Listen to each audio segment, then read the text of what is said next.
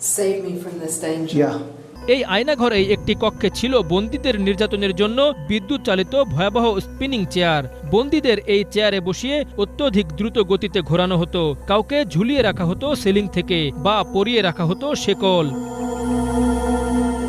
এই আয়নাঘরের অনেক কক্ষেই নিষিদ্ধ মাদক, জাল মুদ্রা, এমনকি বিস্ফোরকের দেখা মেলে। প্রসিকিউটররা বলছেন এগুলো ভুয়া তথ্য প্রমাণ, এগুলোর অজুহাতেই আটকে রাখা হতো বন্দীদের। দেশ জুড়ে এরকম অজস্র আয়নাঘরের খোঁজ মিলছে বলে জানান আন্তর্জাতিক অপরাধ ট্রাইব্যুনালের চিফ প্রসিকিউটর তাজুল ইসলাম।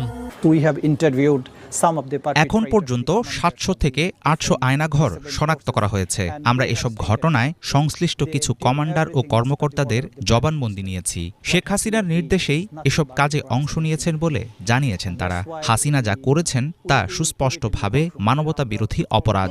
আমরা অবশ্যই আদালতে তা প্রমাণ করব। discipline forces and